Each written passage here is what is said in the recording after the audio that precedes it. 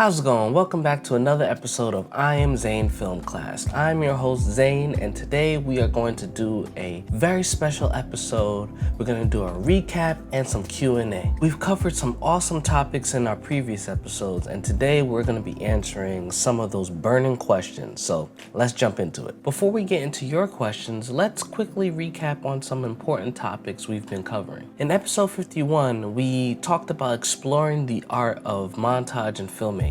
We dived into montage sequences that can elevate your storytelling by just compressing time and showing progress or just building emotion. We've looked at some iconic examples and gave some tips on how to really give your video some amazing montage. In episode 52, we talked about why I quit YouTube. In this episode, I shared my experience with imposter syndrome and as well as giving you some reasons on why creators would quit and 5 reasons on how they overcame it. Episode 54, we explored interactive storytelling in videos. We talked about storytelling, branching narratives, and VR experience that can change the viewer's point of view by giving them the power of influence in the story. I also shared some tips on how to create interactive content. And now we get into your questions. I've picked a few that I think would be super helpful for everyone. Question number 1, what was the biggest challenge when working with interactive storytelling? That's a great question. One of the biggest challenges is making sure that all the story branches feel equally compelling. You don't want the viewers to feel like they've chosen a bad path. So balancing all the possible outcomes can be tough. It's really important to keep the audience engaged no matter what the choices may be. Question number 2, how do you plan an effective montage? Well, when planning an effective montage, you need to know the exact story that you want to tell throughout the sequences. So you think about the emotion or the message that you're trying to convey. So whether it's a personal growth or a journey or a task being complete over time, you need to plan your shots accordingly to really show the progress. Question number 3, how do you overcome creative burnout as a filmmaker? Well, I've been there. So the best way to really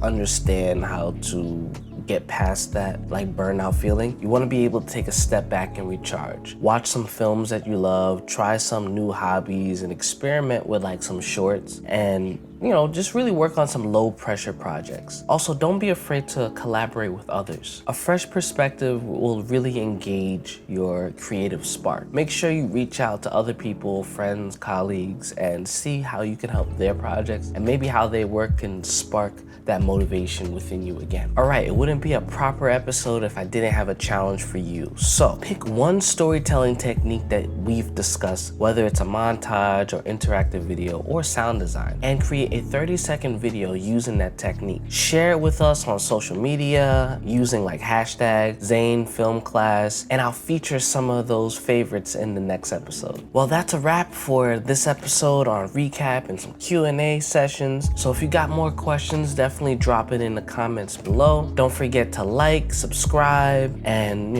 hit that notification bell so you don't miss out on any other future episodes. So I'll be seeing you next week.